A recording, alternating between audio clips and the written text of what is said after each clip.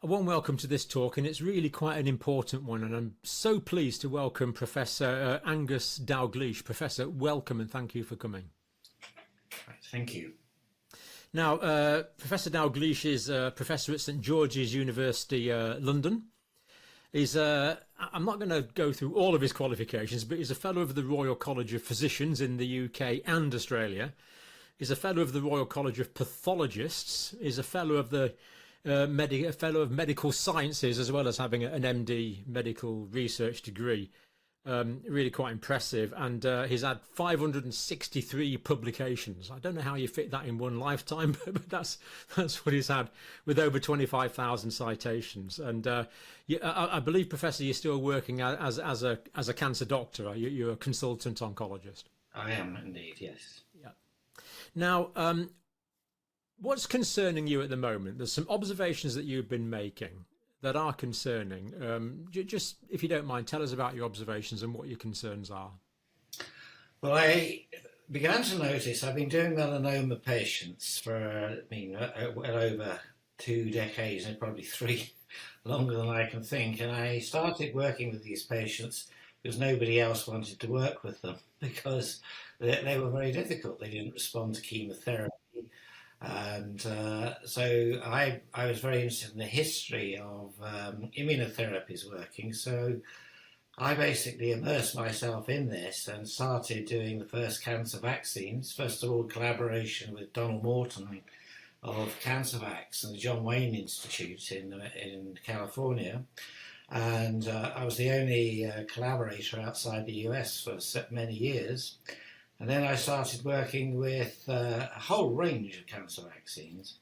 And the ones that I'm most interested in, the ones that stood the test of time, are actually the simplest. They're the heat-killed mycobacteria ones, etc. Well, so while doing this work, I began to notice things that, why did some people respond very well and others not? Well, I won't go into the details, but the first thing was clearly it was vitamin D.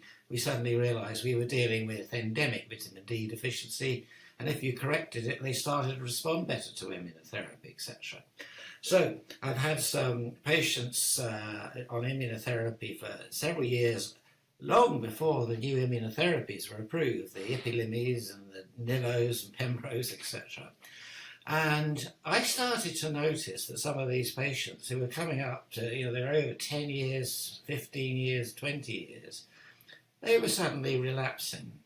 And they were presenting with relapse disease after years of not having any disease.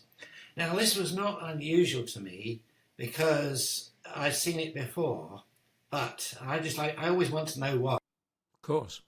These are patients with malignant melanoma, malignant skin cancers.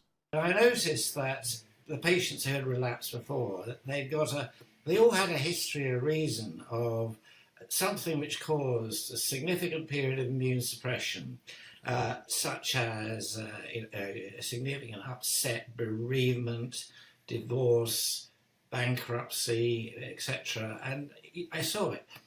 But there was an explanation for it. Now, more recently, I started to see it in more patients than I was used to in a short period of time. First of all, it was 6 patients I counted who all came and they'd had to have another lump out. We had to investigate and found they got relapse, etc. And I started to ask the question, have you had bereavement, divorce, this, that, and the other? And then it twigged. They'd all told me that I've had my booster. Yes, I've kept up to date with my boosters, and it suddenly began to twig, because I was very against the booster program. I put it quite basically. I've done over 30 years research into optimizing vaccines and the immune response, and I came to the conclusion that the vaccines that they use are obsessed with antibodies, and I'm not. Actually, I'm not interested in antibodies because it's the T cell response that you want. It is the innate T cell response. And as a cancer doctor, I noticed that the innate T cell response starts to decline at 55. and by 70 it's fairly much in your boots. It's gone down a big ski slope. But if you superimpose the rise of cancer treatments, it rises at the opposite rate, forming like a butterfly wing. So it started to ask, was it cause and effect? And then we found that we had agents such as the new one we worked with for a long time, is IMM 101. Heat killed, it really boosts the innate immune response. This is just a simple bacteria that's been killed and injected. Yeah, I mean it's the other end of BCG, and it came out of BCG work. And it's very interesting is that BCG it was found to boost the innate immune response. And here's the clue: if you give it more than twice, it basically starts to ruin the response and just boosts antibodies. So this BCG was used to prevent tuberculosis. BCG vaccine for tuberculosis. Yeah. Now, the heat kill mycobacteria, they don't do this. If you keep giving them, they keep boosting the T cell response. They don't induce an antibody response. So as such, I thought this is a very useful agent. I've been doing clinical trials on it. And one of the things I did notice right at the beginning of the COVID was the patients are already telling me that, well, they're often their wife or husband would say, I don't know what it does for the cancer, but I've never seen them go through winters and not have colds or flus all the time. They seem absolutely fit. And then I realised this is the innate immune response. You know, they won't get flus or colds. So I predicted this would be a very good front line for COVID. And sure enough, it was. At the height of the first wave, when there was no vaccines mentioned, none of these patients caught COVID. And yet their average age was all over 65 was the average. And they all were at risk because they had stage 4 melanoma. They had a full thing. None of them got ill. They might have had a very mild COVID, where other people all around were going down very badly with COVID, mainly the staff. So these are people in your trial, Professor, that were simply given this microbacterial, very simple, killed bacteria vaccine. Yes. Yeah. And even though it's a specific form of bacteria you were giving, yes, that was stimulating an innate immune response that was working against a wide variety of different viruses. So you got it in one. So that was the environment I was in. Yeah. And then we come up with the vaccine comes in. And as I said, I had a lot of experience in this. And I came to the conclusion, if you need to give more than 2 shots of a vaccine, it doesn't work. That would be one of my general rules of vaccine. And I think that's been proven to be absolutely right. The boosters are worse than useless. And they should never have been given. If they were going to be considered, they should only have been given to people who you knew their immune status. You should have measured it. I went on to a TV live debate with other doctors, and I said, why the hell would you give a booster to a vaccine that people have already had without measuring if the response was satisfactory? Because they might not need it. Because if they do not need it, you'll make things worse. And that was from the BCG example, to name but one. So people just dismiss me. They wouldn't enter into proper debate about this. Said this is an emergency. No, it wasn't an emergency, because the next thing I realised, especially when the people who had the boosters were actually often saying, well, I never had the COVID till I had the last booster. There were all sorts of clues like this. But it was in this group who were getting the relapses, they all mentioned they were having the boosters as if they'd done the right thing. Yeah. And I suddenly twigged. I thought it's the booster that's leading to the relapse. And as a scientist, I wanted to know what the reason for that is. Well, I know that you've only got a limited capacity in your immune system. If you boost with another vaccine to harness half the immune system to make antibodies to a virus that no longer exists on the planet, probably for 1 or even 2 years, you are going to weaken it. You're going to reduce the front line, and then we got the papers coming out that beautifully confirmed it. They showed that the booster, you no longer make IgG1 and 3 neutralizing antibodies. You get a subtype switch to IgG4. And there's a very detailed, excellent papers showing this. Well, an IgG4 subtype is the last you want because it's a tolerogenic. It basically said, I've had enough of this abuse, we're switching off this assault on us with these agents. But it gets worse because it also suppresses the T cell response. And there were some people who did a really nice study. I can't remember it offhand, but I actually presented it in a presentation I did yesterday. The first group who showed that the T cell response crashes after the booster in cancer patients, whereas it's not perturbed in the first two, but the booster leads to a massive reduction in the T cell response. Not in all of them, but in many of them. Well, to me, this was enough because we know for immunotherapy, I knew from my work of over 20 years before we even started using these checkpoint inhibitors, IPI and NIVO, etc., that the T cell controlled this disease because I only saw relapses when there was reason for perturbation. Now we had a booster that was clearly causing perturbation, which if it was transient, I wouldn't mind, but it was a lot more than transient, especially when the patient said, well, I've had 5 vaccines. I mean, I was beginning to scream, what are they doing? What are they doing? And I reported all this to various mediums. I wrote a paper to the BMJ. I thought the BMJ had actually started to publicise things which are a little bit, concerning to doctors rather than censor it. And basically, I found, I was the first in the UK to point out that the virus escaped from the lab, and to me it was completely obvious because it had inserts in it that one of them could occur naturally, not 6 all around the receptor binding site. No, that wasn't.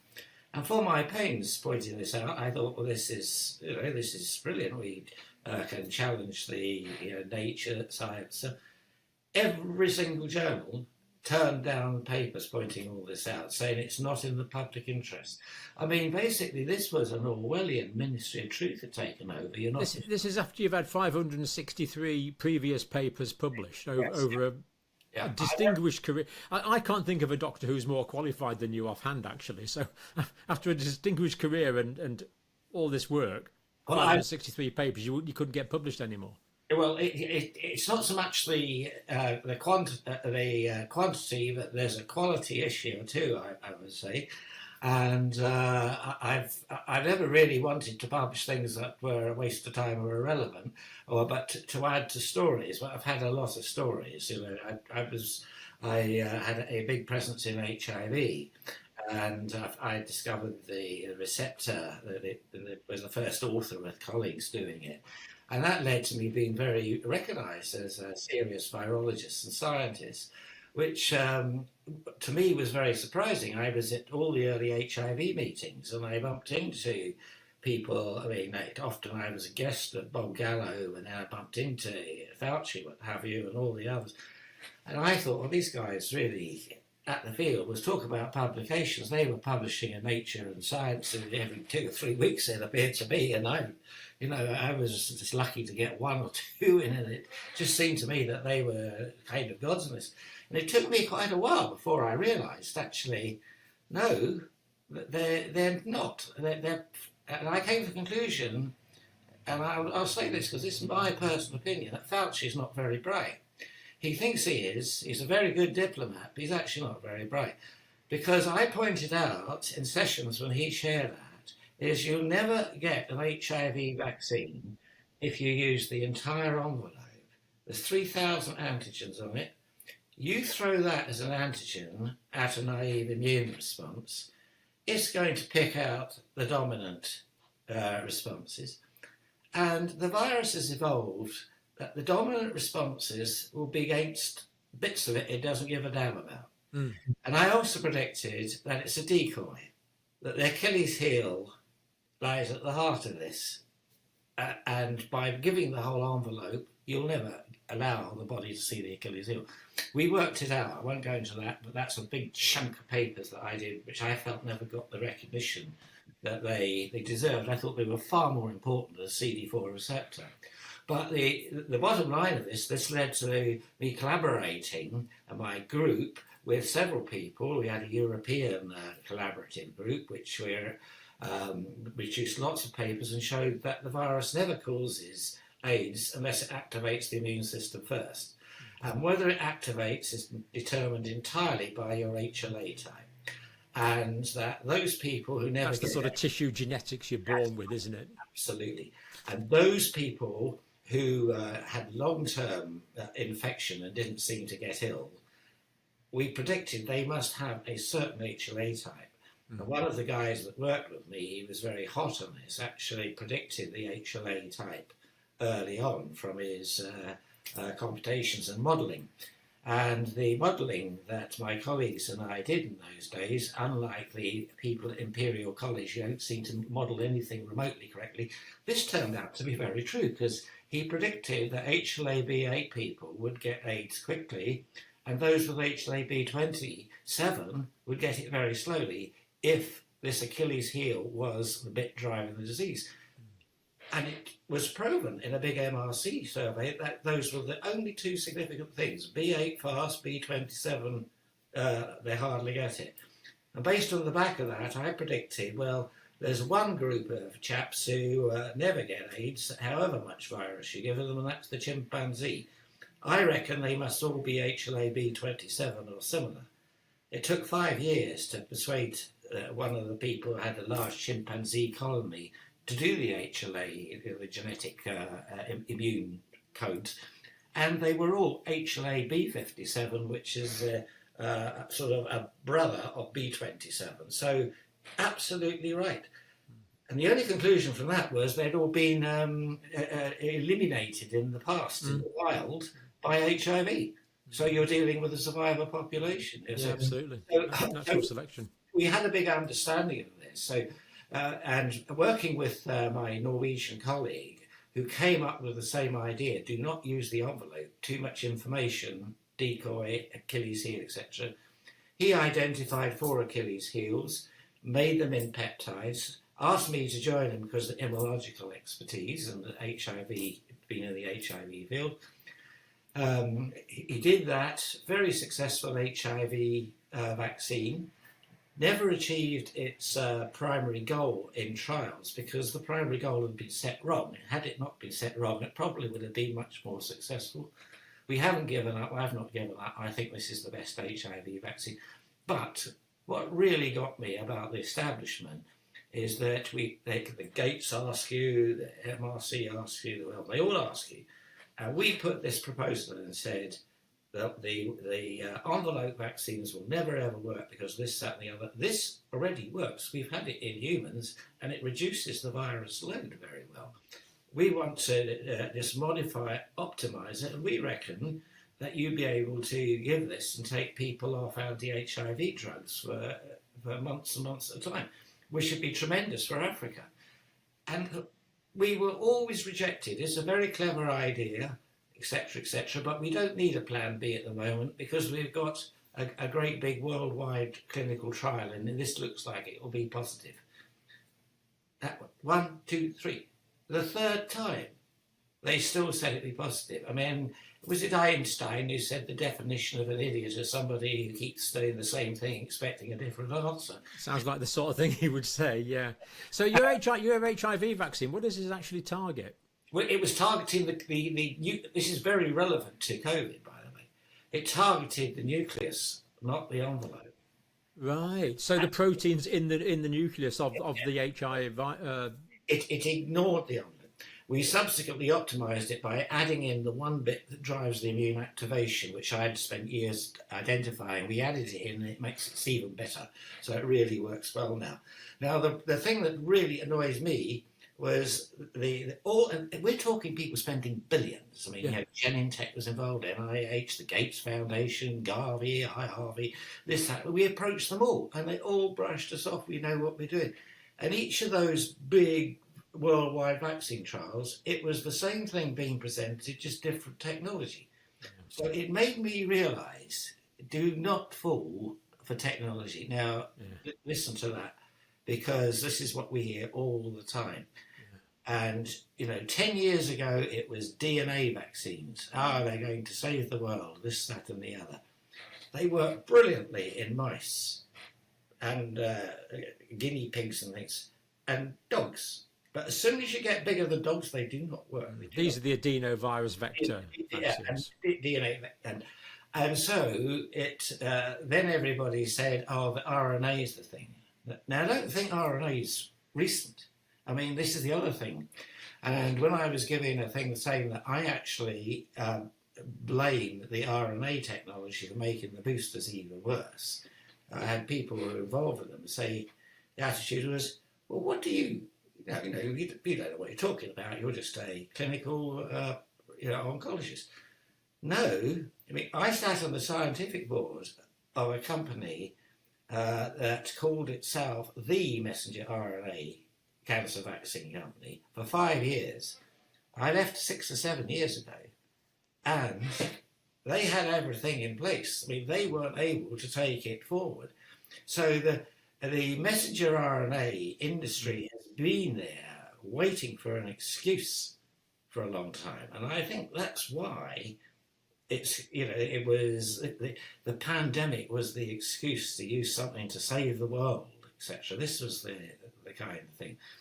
But when I go back again to the patients who've relapsed, The melanoma, yeah. Going back to that, I put it all down to the immune suppression caused by the boosters. But I've seen some later relapses which you say, well, perhaps the immune suppression would have recovered by now.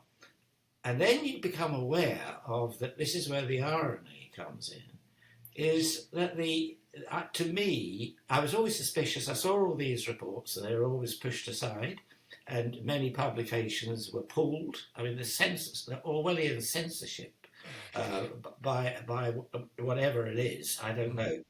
But whatever it is, the censorship's been awful.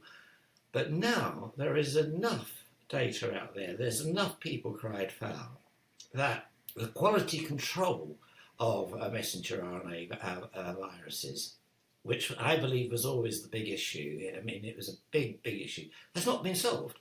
And you've seen all the quality of the vaccines, yeah. There was for the first time, mainstream media, an article in Spectator Australia, actually went through that not only is the quality control awful, but it's contaminated with DNA plasmids. One report up to 350 odd times, with sequences from the SV40 promoter. Well, the SV40 is an oncogenic promoter used in cancer development in mice. And, so when I say, what the hell is that doing in an RNA vaccine, you have to ask. Because the presence of that and the presence of DNA means it can integrate. Surely that's not possible. Well, you don't have to go very far into the literature to find people reporting that the spike protein is integrated into all sorts of different tissue.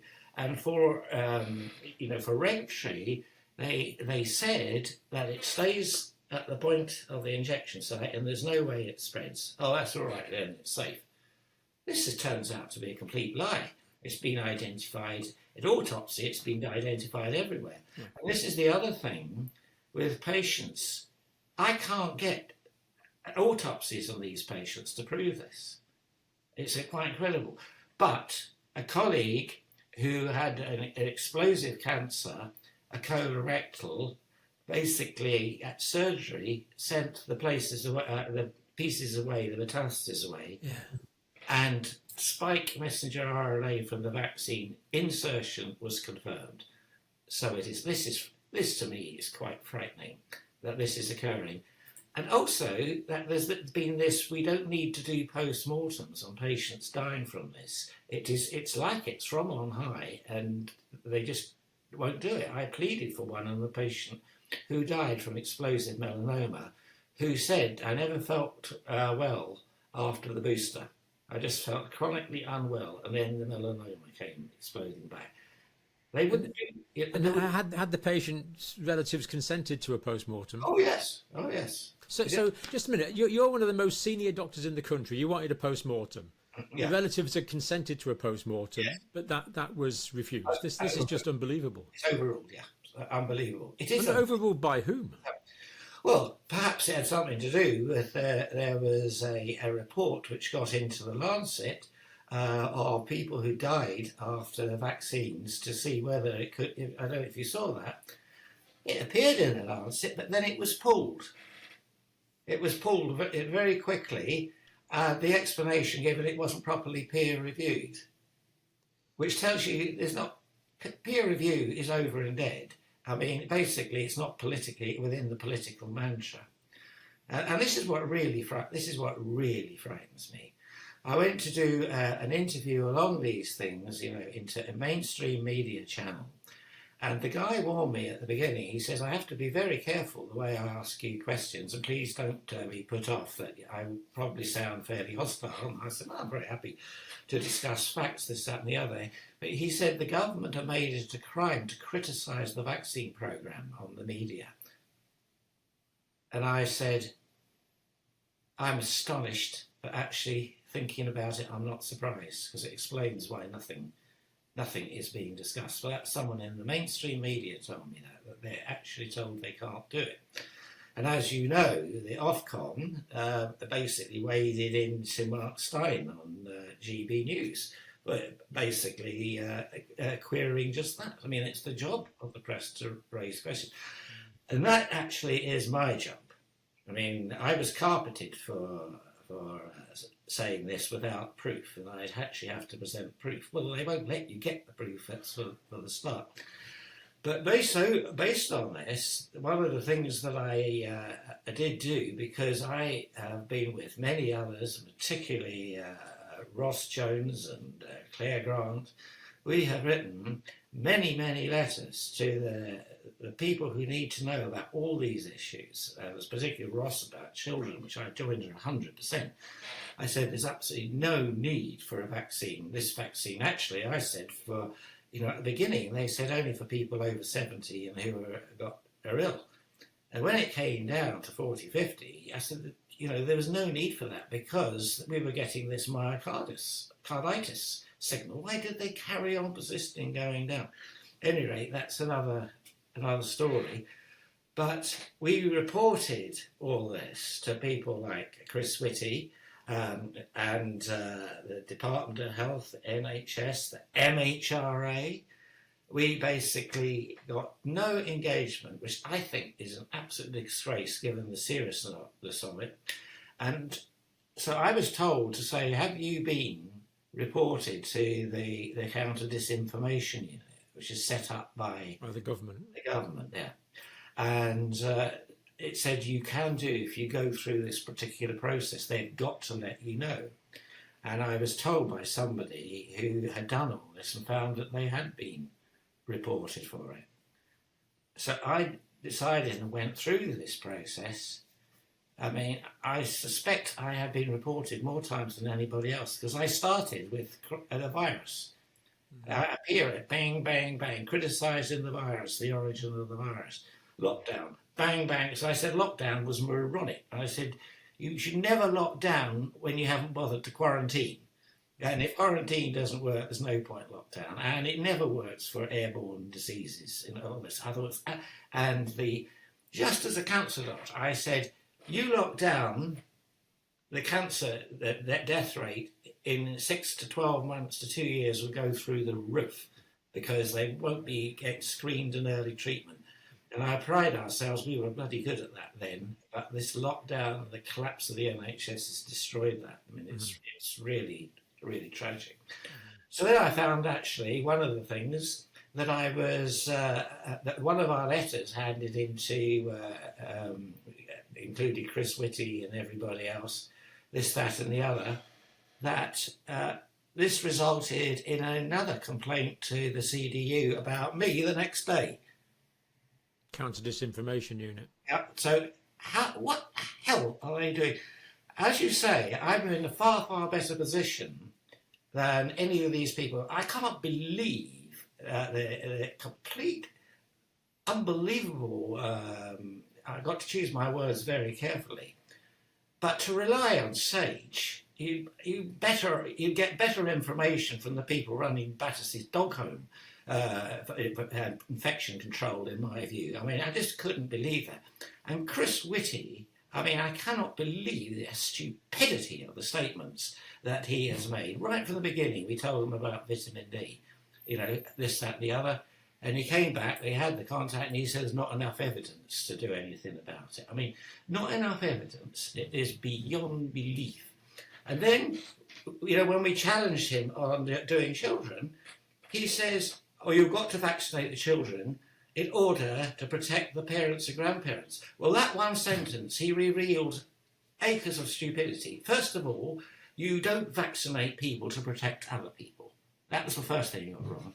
And then by saying to protect the parents and the grandparents who had already been subject to this vaccine battering, you've admitted it doesn't work. It's unbelievable. And so, I mean, I think Chris Whitty said one or two things that made a reasonable sense earlier on.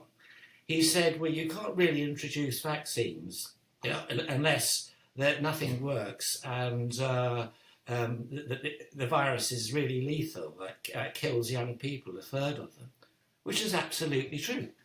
So why did he allow a vaccine program to be rolled out for a disease that only killed old people, in my view, just brought forward death by about 3 months, and didn't actually kill anybody else any more than the random viruses, the flus, etc., do it? I think, and I call them this, and I think there has to be accountability. There has to be this Hallett inquiry. It actually should be feet to the line. This was, you were on, it was in your watch, your charge. All this stuff now is because you didn't do things. And I think, why didn't Whitty resign? Why didn't Vallance resign? They're like a load of useless footballers passing the ball around the back because they can't be bothered to sort the team out properly. Just pass. They're blaming everybody else. I mean, I think this inquiry is just a farce and a whitewash. And by the time they come to any conclusions, the people will all, I mean, it'll go on for so long, they'll have forgotten what it was all about, and the people will be completely retired or dead or God knows what else. You know, it's all. And I think they should be the people who should have intervened, because they were there, they knew about things, and if they didn't, they should have got the right people in and resigned. Mm. Going back to your patients, Professor, with the melanoma, there's this perturbation in the immune system. Now, have you seen aggressive? Is the melanoma become more aggressive, a sort of more virulent melanoma as a result of the perturbations, which may well include the vaccine? Completely. In fact, it's my colleagues who came up with saying, we're seeing this too. It's absolutely explosive. They coined this word explosive. And my colorectal colleagues are seeing this now. They're talking about explosive presentations of colorectal cancer in young people, particularly like they've never seen before. And it was when one of those that the integration of the spike protein in their tumours. So it's almost like a new disease, explosive colorectal cancer of the young. Yeah. It's I mean, terrifying. it's explosive. So they are presenting, and it's already in the liver and the lymph nodes and the lungs, whereas normally it's already metastasized. Yeah, this is a process that when you put them under pressure, it gradually escapes. This is a slow process in most people. Explosive is extremely unusual, and the colorectal surgeons are all reporting this. Now, have you seen any cases that you probably wouldn't expect of lymphoma, cancer of the lymphatic system? Oh, absolutely not. I mean, I don't do lymphomas as in the clinic, so that's the first thing. But I'm hearing people who've, after their booster vaccines, have gone down with lumps in the neck and things like that. And I found a colleague works somewhere else completely. And I bumped into him and I said, you know, how are you? And I said, oh, I'm okay, but I've developed some lumps in my neck, and they've been diagnosed as lymphoma. And I just, trying to be sympathetic, said, God, I wonder what earth caused that? And the patient said, oh, apparently it's due to the vaccine. That's what my oncologist said. And I said, but this is the reaction I'm getting everywhere. And yet, when we report it higher up the chain, we're told it's anecdote to shut up and not cause panic amongst the patient. At any rate, that person told me that 3 of her friends out of a couple of dozen had all had the same thing. It was quite amazing. Then I found somebody else locally had had a lymphoma diagnosed. Then I found a close member of the family had developed a leukemia, and that was after the booster vaccine. Now here, I want to point out that quite a few people, especially my age and etc., around, probably have low-grade B-cell disease, lymphomas, leukemias, etc. Myelomas, and And yes, and it's maintained under control because of the good, healthy T-cell surveillance. It keeps it under control.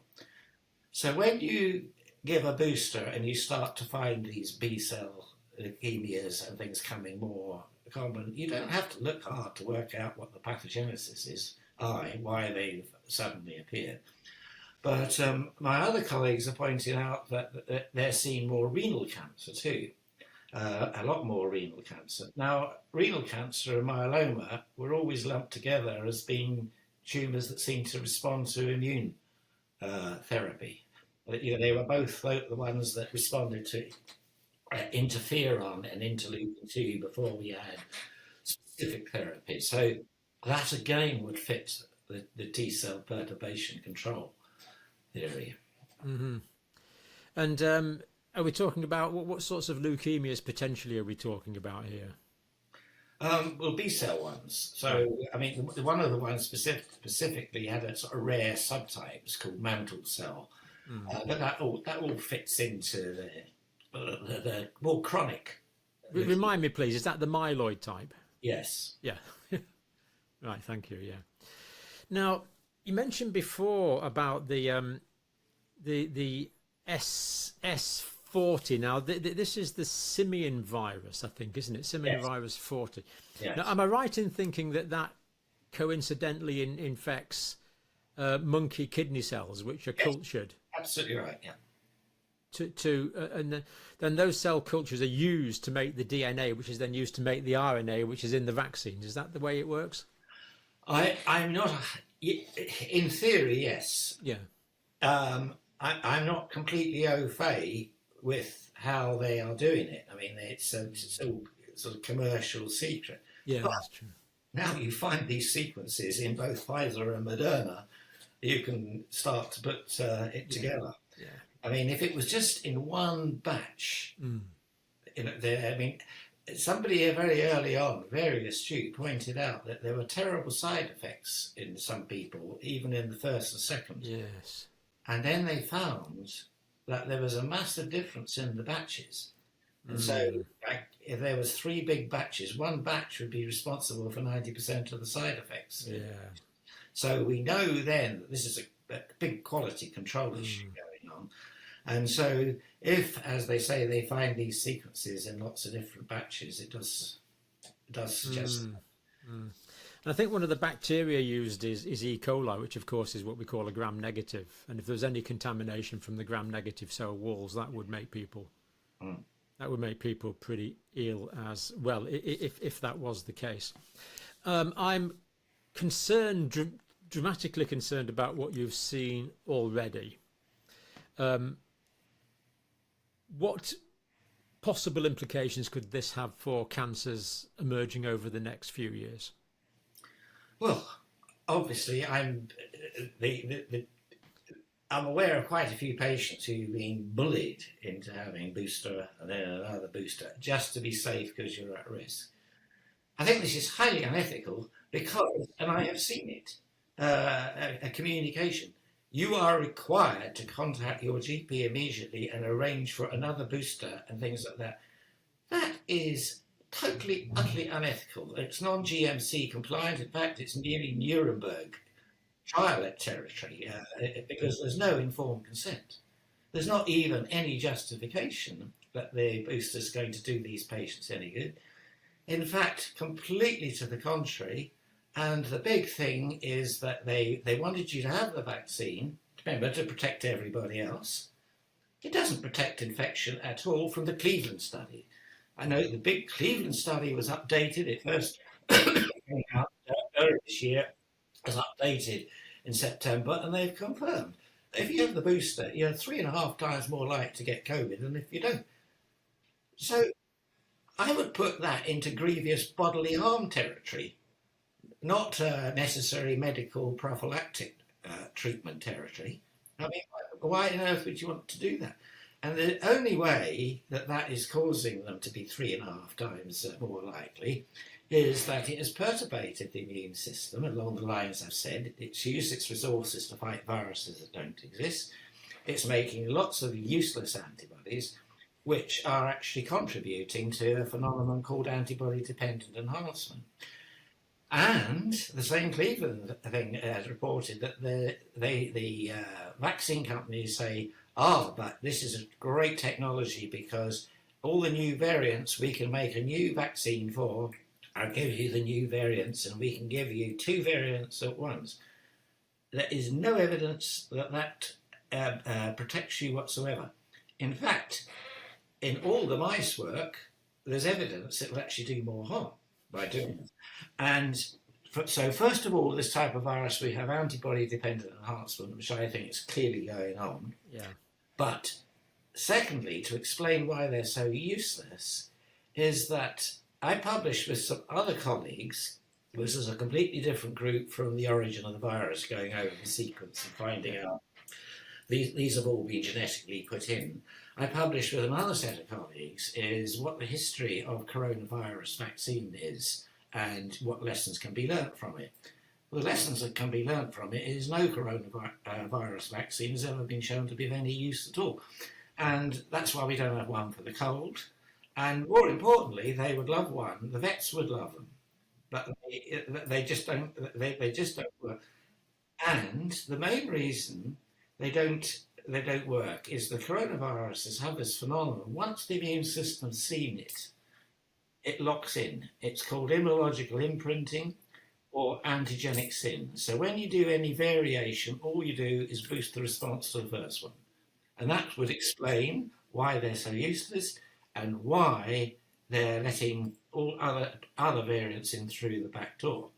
And other people have said that we probably wouldn't have had the problem with the variants if it hadn't been for the vaccine program in the first place, which in retrospect, everybody said, well, at least it protected loads of people, unless you're Neil Ferguson and it suddenly becomes 20 million or something like that. But I don't even buy that anymore because it came in when everything was dying out and new variants were being induced, probably by the vaccine thing. And you know, one of the big important chapters was in the places that got the new variants the quickest were those with the most intensified vaccine programs. And one of the ones, the first ones to come out that was completely different was Omicron, which came out of South Africa. And the South Africans beautifully described that this was a much more infectious agent, but it wasn't serious. Don't worry about it. Don't do this, that. It is not a thing, just don't worry about it. And by the way, we've done our work. It makes no difference whether you're vaccinated or unvaccinated, whether you get infected, whether you get ill, whether you go to hospital, whether you die. They had all that data on the plate. Again, they communicated with the government, Whitty, and all these people who decided that they're probably not that clever and got it wrong. And they persisted with lockdown and every other lunatic thing. So all South African science got it wrong. Yeah, and of course, in retrospect, they got it 100% right. Yeah. And I must say, after hearing them being interviewed, I knew they were completely right because they're absolutely switched on. Mm-hmm. And people who work in that environment tend to be a lot brighter than those who end up in Whitehall. Indeed. So giving repeated booster doses of vaccine produces more antibodies. Have you got time to tell us what antibody-dependent enhancement is? What is being enhanced by these antibodies? Well, as I mentioned, the antibodies they're no longer neutralizing because they were developed in order to attack a virus. And so that's long gone. So you've got all these antibodies and they attach to the other viruses because there's some bits the same, but they don't neutralize it. So by attaching to it, they have their antibodies sticking out, so they're more likely to be gobbled up by the macrophages things and brought into the system. So it makes them more likely to go into cells. It makes them more likely to go into cells. Yeah. It's very well described, and it's the bane of trying to produce vaccines against things like dengue fever, long since known, and there's several others of that ilk. Mm-hmm. And of course, once the antibody has helped the virus into the cell, the virus can then reproduce within the cell. Yes. Yeah. So the government are building a new plant in Harwell Science Park, just near Oxford, to produce 250 million doses of mRNA vaccine per year. As far as we know, there's another plant near Melbourne, we believe, in Australia, to produce a couple 100 million doses per year. There's another one in Canada. Is this a good idea? Have to think very carefully. I read today that Germany has ordered the destruction of millions and millions of doses of vaccines, having come to the right conclusion. Switzerland is the same. Switzerland binned all their vaccines. I think they've been hoodwinked about this. I mean, we did need a good facility, but now the last mass production we need is messenger RNA. Yeah. I think it should be put in totally into the bin. A lot of people hate me for this because they've put so much intellectual everything in it. But I mean, if I was 10 years ago involved with scientific things, committees who had everything sorted out to go in, and they're talking about cancer vaccines, so the safety issues aren't the same as giving it to every man and his dog. Yeah, it's just chalk and cheese, isn't it? If you've got someone who's perfectly healthy and you give them an intervention, you've got one set of risk-benefit analysis. If you've got one of your patients, for example, who's gravely ill with some form of cancer, then clearly you're going to be prepared to take a bigger potential risk because the risk from the cancer is so much bigger. It just seems a completely different equation. It's proportionality. Yeah. Certainly no proportionality with the messenger RNA risk and well populations, saying you are preventing them getting a disease, which if it is going to kill them, they're going to die at any rate. The vaccine is going to make no difference. I mean, we've all lived through, I mean, the COVID thing has made us forget just how lethal some of the flu epidemics have been. I mean, 30,000 a year was not unusual when I was a junior doctor having to cope with things. So we didn't close down the country for that. Mm-hmm. That's all I wanted to ask, really, Professor. Just got one. We do plan, if you would like to, I'd like to do another video at some stage on viral origins. I don't want to do that today, but that's an interesting one. But do you have a particular blood level that you like to titrate your patients with cancers? How high do you like their vitamin D levels to be? Oh yes, I've done an awful lot of work on that, and then I came to the conclusion that the normal level, which the NHS and the doctors like to bark at you, normally you don't need to do anything, this, that, and the other, is not normal at all, because it's the normal population which is endemically low in vitamin D. That is the problem. It means you're like normal for people with low vitamin D. It's normal for people that are low. Yeah. You know what I mean? Yeah. So I did a lot of work, and like most things, I included myself in this, and I measure my own vitamin D and vitamin D, etc. And I read wisely. I mean, and I must give full credit to David Grimes and David Anderson, who really, I mean, if anybody deserved the Nobel Prize, they should have had the Nobel Prize for the COVID pandemic, because I had lobbied strongly, independently, and then I found out they had too. And so ignore us and the many others who probably do the same thing, I think is medical negligence, what the government, total medical negligence.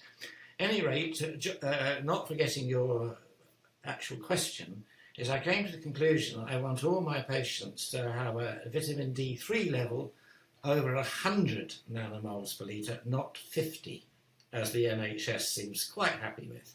I managed to get my own hospital to accept up to 75, but for my patients, I want it to be over 100. It makes an unbelievable difference. So that'd be about 40 in American nanograms per mil. Honestly, you've got me there. I think you divide. I was trying to do it. You divide by 2.5, so I quite. So it's round about that. But over 100 nanomoles per litre it would be your preference. Absolutely, yes. Yeah. And it really does make a big difference. And that might mean giving like 10,000 units a day to bunk it up over a few weeks. I mean, the other thing, there's 300 genes involved in absorbing and producing the active component of vitamin D3. Most people are going to have a mild deficiency in one of those gene productions at some stage. Right. So I've seen people who have had very low vitamin D, and I'm staggered that they have outdoor lives, they have great nutrition and everything like that, and yet they've got very low vitamin Ds. Because I have to know explanations for all these things. Of course, you're a scientist. Like scientists. So let's accept it. And then I said to this guy, but I said, you're super low. It's like you're deliberately avoiding vitamin D. Tell me what you do, because you're always out cycling in the sun and it's so fit and exercise. And he says, well, I get up in the morning, I have my breakfast, and then I slap on my sun cream and this, that, and I go for a bike ride. I said, what factor do you use? He said 50. Right. Well, once I knew 50, I started asking other people 50. 50 is again a complete block. It's like wearing a shirt. Because I found that people using factor 50 were having super low vitamin Ds, even if they're out in the sun all the time.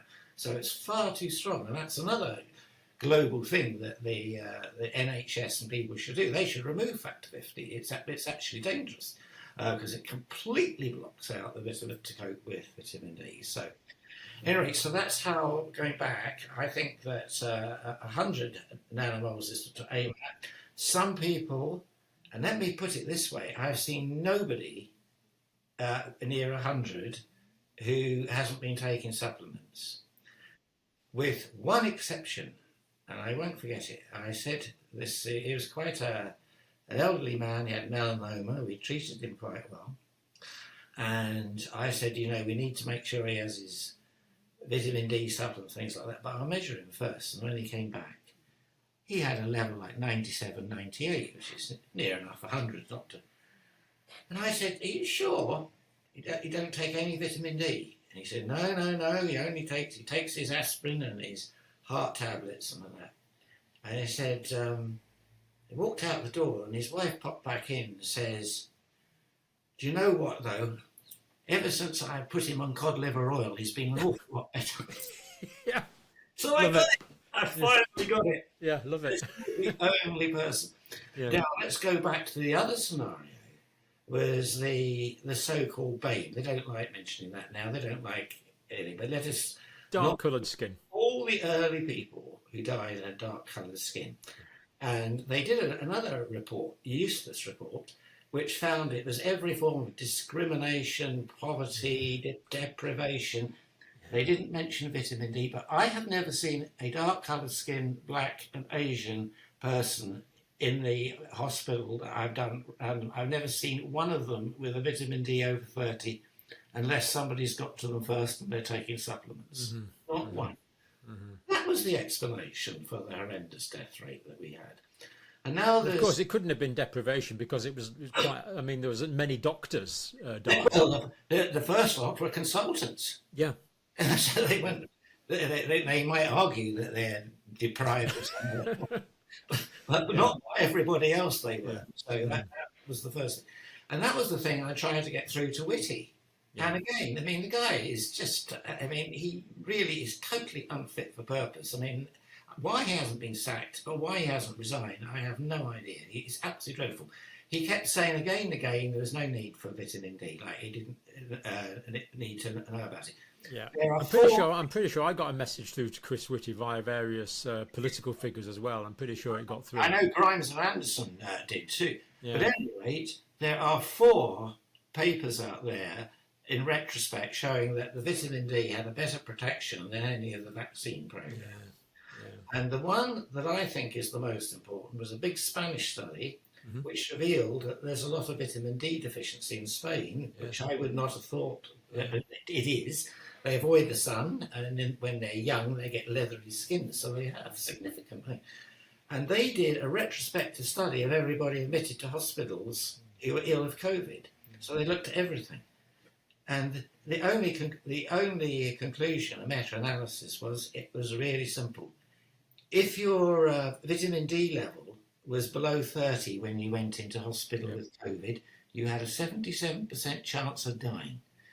If it was over 75, you had a 2% chance of dying. Wow. I don't need to bother my statistical department's heads in order to work out how significant. No, even I can cope with that one. It was unbelievable. Yeah. I love this microbacterium that you give. So it's a simple microbacterium that you kill it and you inject it, and that produces a broad spectrum immunity against a variety of viruses, potentially influenza, potentially COVID.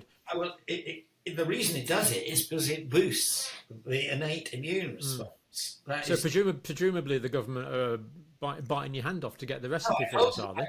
I told them all about it, and I mean, once again, you couldn't make it up. And I couldn't believe this.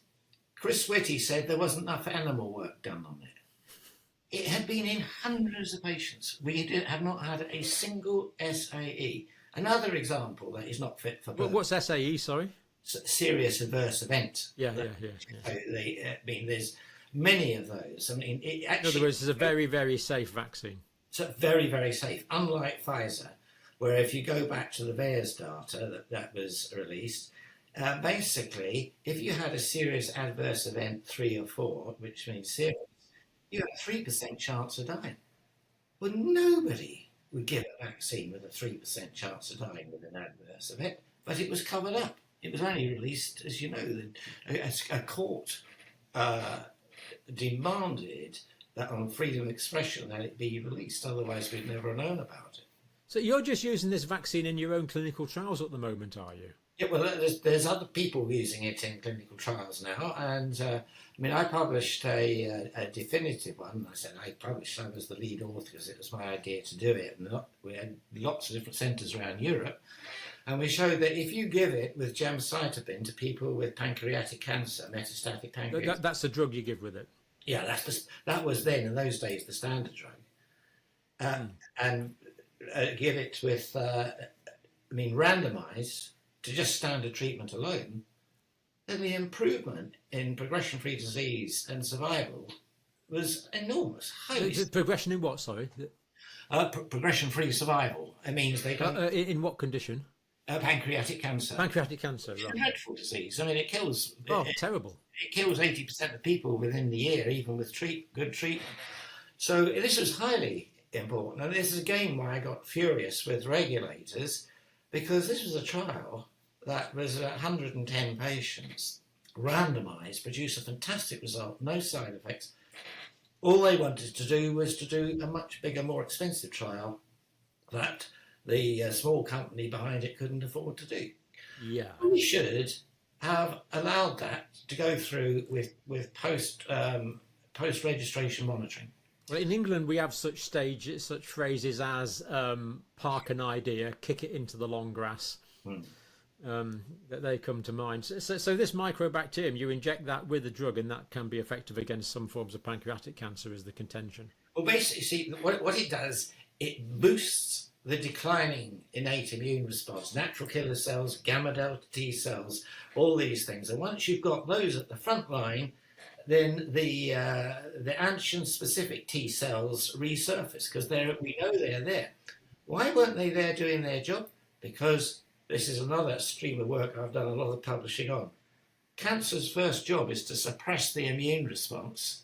Otherwise, it couldn't get its head above the water. It'd be attacked. And so it sends out all these suppressive factors. And the older you get, the easier it is to do this, which is why cancer rises with age. And why I think boosting this innate immune response was such a simple thing. It is to the point where because I know it's so the side effects are zero apart from the site where it is, and you'll get a reaction there, but that's a good thing because it means it's doing its job. I actually think you could make a case to give everybody a boost after the age of 55. I was just going to say, I think I quite fancy this because I suspect I've got several malignant processes. I'm a 66, so I suspect I've got several malignant processes going on in my body now that are just being suppressed by my immune system. And I don't want a perturbation of the immune system, but we'll bring those out. Yeah. Am I right in thinking that? Yeah, I think you're absolutely right in thinking that. And the body does keep all this under control very well until it runs out of vitamin D, and then the innate immune response just gives up. And so give vitamin D and boosting this, I think would keep everybody healthier. It would cost peanuts compared to this madness of this booster vaccine program, for which there is no primary evidence whatsoever. Yeah. It got registered on 20 mice or something, apparently. The boosters, yeah. And the bivalent vaccines, and they did the mouse experiments. The mice who were vaccinated, when they were challenged, died compared to the mice that didn't get vaccinated. And this is something that's been seen time and time again, and we reviewed in coronaviruses. So the vaccines have been approved on the basis of dead mice? Well, they've been ignored. Oh, I see. They're probably inconvenient, Professor. Well, this is what it's looking like. And, when you look back at this, it is all horrible. I've tried to be very, my first thing is most cock-ups occur because humans are inherently incompetent and useless at doing things.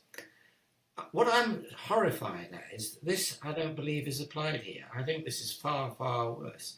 This is planned to me. Otherwise, no normal person could continue with this. I was on another thing pointing out to people who've been brainwashed, who think you've got to have the jab in order to stay safe. And I said, look, the only big example that we have that I believe is relevant was the 1976 Fort Detrick in America flu outbreak, which was a very serious flu outbreak. It was killing young soldiers in their 20s and up to 30s. They did a mass vaccine rollout. They got every company making vaccines and they rolled them all out. It was a flu as opposed to a COVID. And they vaccinated over 42 million people in this program. They were rolling it out. But certain doctors pointed out and said, I'm not sure, but I think I'm seeing an increase in Guillain-Barré after the vaccine program. They reported it. And unlike our lot, they said, really, have you got all your books in the hospital, all your books? They sent people out to monitor it. And they found it went from 1 in 100,000 to 3 in 100,000 to 5. And then they said it's everywhere. And when it hit 9 in 100,000, the FDA, the CDC, all did what they should have done with COVID. They said, is this virus still killing people? No, not at all. Stop the virus, withdraw it, kill it. Stop the vaccine, yeah. And that is what has not been done. And I believe that it would be impossible if people were being competent, good doctors, working along the thing as we've always been saying, been taught, first do no harm. And I can only come to the conclusion that this is financially driven. And I believe that all the governments are being corrupted by the Pfizer and Modernas of the world, who've actually taken their interference to new heights by nobbling the Nobel Prize Committee for 2 people with the messenger RNA vaccine.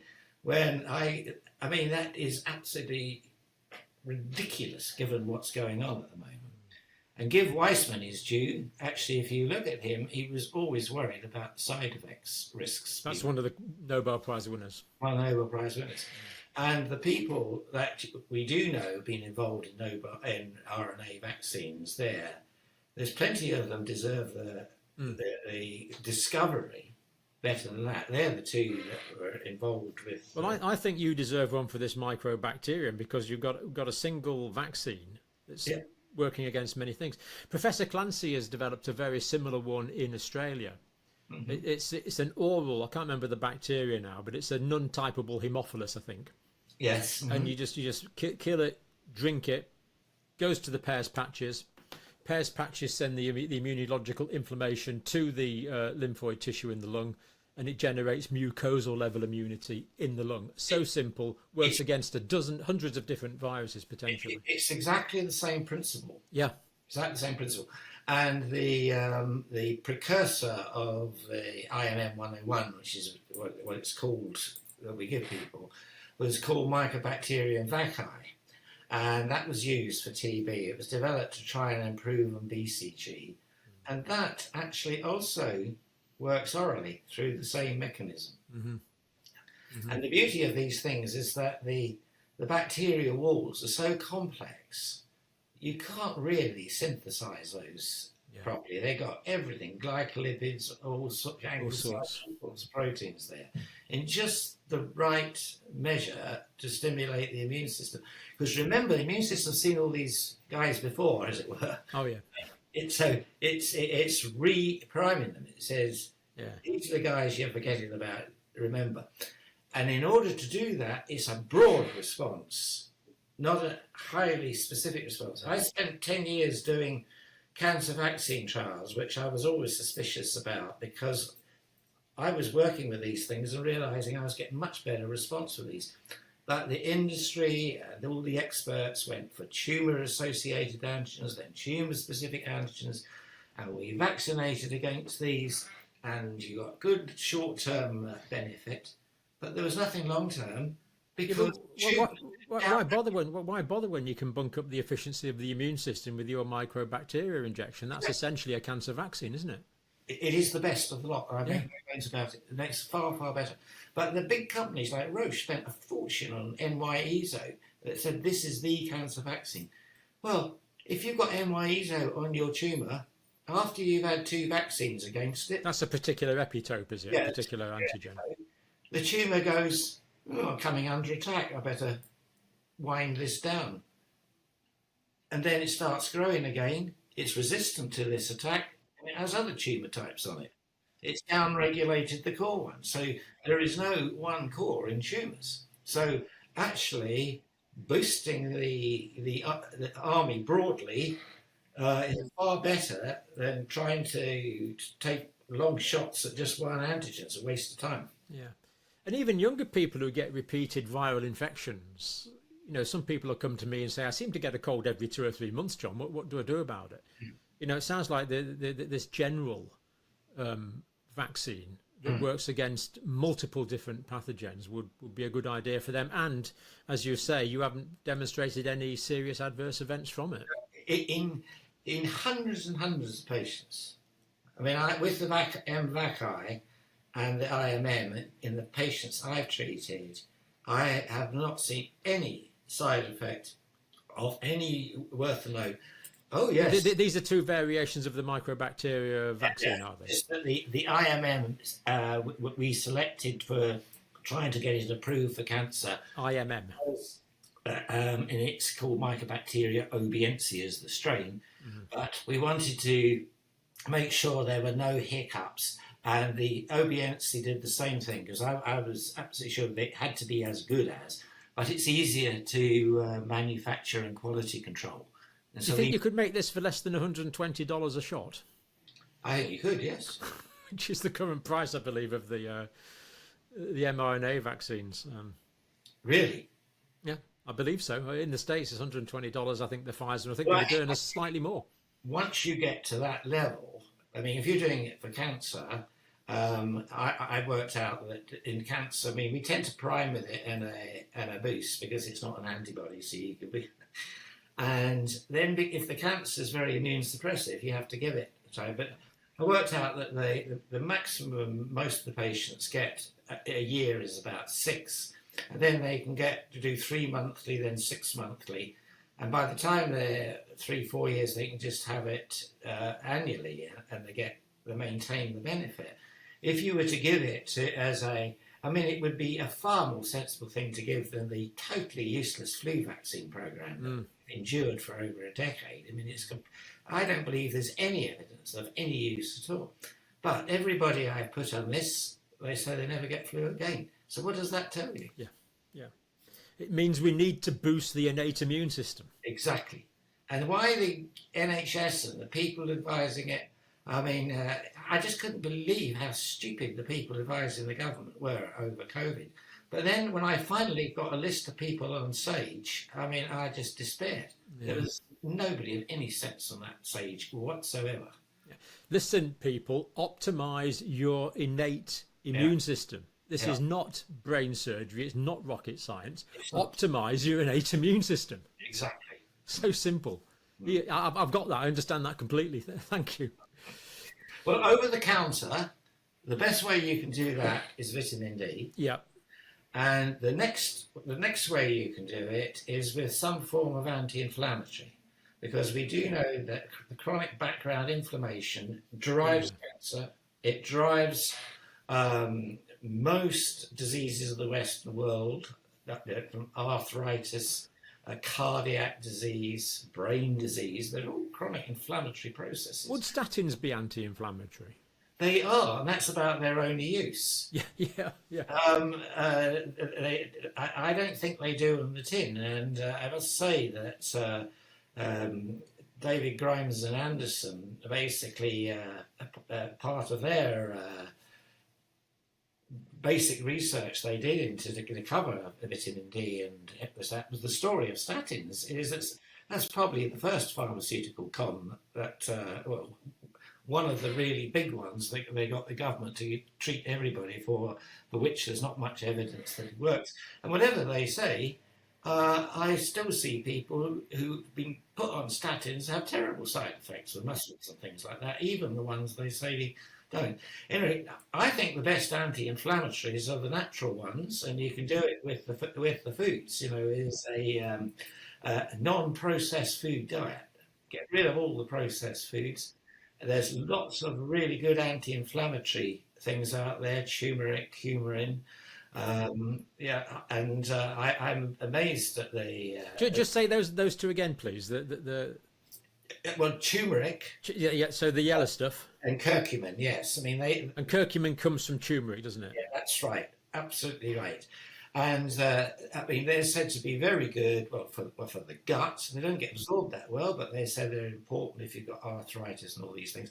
And I buy that. I mean, I think this sort of lifestyle change is probably far more important than trying to identify one particular drug. I really do. And you can have a non-inflammatory diet by avoiding the processed foods and having good, healthy vegetable foods and things like coumarin and turmeric, coumarin, etc., which are widely out there. I mean, sometimes in the Sunday supplements, I find a whole page advertising turmeric or curcumin. I can't say no one's ever told people, but I think that an anti-inflammatory diet and perhaps some pills if you're quite bad damps down inflammation, and the inflammation adds to suppression of the innate immune response. In fact, in my work and in how chronic inflammation drives cancer, I mean, I've edited books on it and written lots of reviews on it, and it is really quite incredible how if there is a cause of cancer, it would be chronic inflammation, because it covers everything. It covers the chronic inflammation of smoking, chronic inflammation lungs. It covers all those tumours caused by chronic viral infections. So well, we've known this for ages, haven't we? So cervical cancer with human papilloma virus. For years and years and years. And that you get the same process going on in those chronic inflammatory processes that don't have a virus. And so actually... Like the regurgitation in the Barrett esophagus. Yeah, everything you can do, that is the next most important thing you can do. And the irony is that in our very detailed work on the mycobacteria, the heat killed, and I think it is the fact that heat killed is a very important component, is not only do they boost the innate immune response, but it, like a seesaw, it damps down the over-enthusiastic response associated with hyperinfection, skin disease, asthma, all those things are reduced. And I've been saying it with my patients, how they report benefits that we weren't even thinking of, and giving it to them for their melanoma. Well, next time I'm down, if you've got some spare, I'll certainly roll my sleeve up for some of that, Professor. That sounds sounds like a really good idea. But as you say, why there should be trials on this? I estimate you could probably produce this in mass amounts for £1 or £2 a shot. I think that you probably could. Actually, it's the vialing that it costs money. yeah, and paying someone to inject it. But I could train people up to do the injections. That wouldn't be a problem. Yeah. Professor Dalgleish, thank you so much. If you've got time next week, I'd be fascinated to get some of your views on viral origins as well, if that's a possibility. But for now, your time is precious. We've been sitting at the feet of one of the most qualified doctors in the country, and that's pretty important to me. So thank you very much. Thank you very much for listening. Thank you. Bye. Bye. Thank you.